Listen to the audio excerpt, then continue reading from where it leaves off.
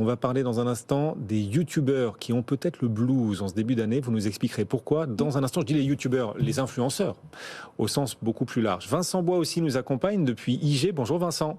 Bonjour. Ravi de vous retrouver. Alors Vincent, depuis quelques semaines, on voit les acteurs crypto un peu jaloux de voir les marchés actions traditionnels bien progresser. C'est vrai que la hausse est spectaculaire depuis la fin septembre sur les indices actions. Et puis là, on voit quand même aujourd'hui un Bitcoin, un Ether qui remonte aussi assez nettement, plus de 17 000 $ pour le Bitcoin à l'instant.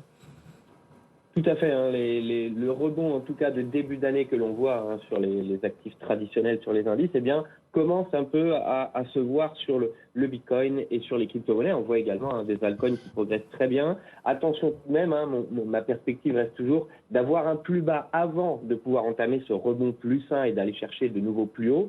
Mais pour le moment, à plus court terme, on est toujours sur probablement une tentative de dépassement de ces 17 600 $. On a déjà testé ce niveau, ce dépassement, on en parlait justement mi-décembre. Il y a eu un test de maintenir au-delà de ces 17 600 pour aller chercher les 18 200 qu'il faut impérativement dépasser pour reprendre une tendance haussière.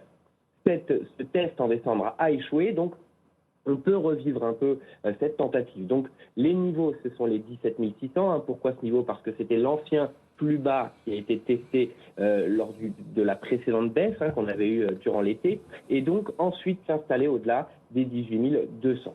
Pour moi, on va aller probablement tester ce niveau, mais attention, le biais reste plutôt baissier, donc attention au même type d'évolution qu'on a eu mi-décembre, et donc d'un retour un peu brutal qui pourrait nous ramener justement sur cette accélération. À la baisse, il y a toujours les 16 300 qui permettraient d'aller chercher de nouveaux plus bas vers les 15 500. Ces 15 500, c'est le plus bas qu'on a observé depuis maintenant plus de 2 ans sur le Bitcoin. Donc attention à cette nouvelle tentative. Il faut vraiment dépasser les 18 200, sinon on peut retourner justement sur ce type de bull trap et revenir en arrière à un nouvel échec. Voilà, c'est quelques repères techniques que vous avez identifiés, repérés pour le Bitcoin. Alors même remarque sur l'Ether, qui avait surperformé d'ailleurs ces dernières séances, ces derniers jours, surperformé le Bitcoin.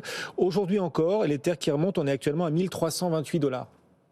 Tout à fait, les 1300 $, une nouvelle fois. Donc, même type d'évolution. On l'a testé, on a testé ce dépassement des 1300 $ mi-décembre. Donc, même type d'évolution dont on a parlé à l'instant sur le Bitcoin. L'Ether superforme toujours lorsqu'on compare cette paire entre Ether et Bitcoin. C'est bien l'Ether qui superforme le Bitcoin. Il faut en revanche, une nouvelle fois, venir franchir les 1350 $. Ce niveau, on ne l'a pas dépassé depuis le 8 novembre, début de la crise ou du scandale de FTX, quand on l'a cassé à la baisse.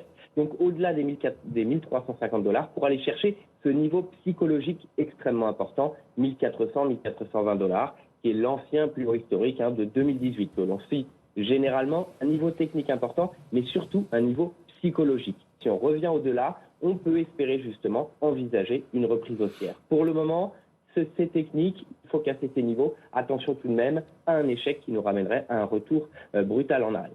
Merci Vincent. Vincent Bois en direct avec nous, analyste technique.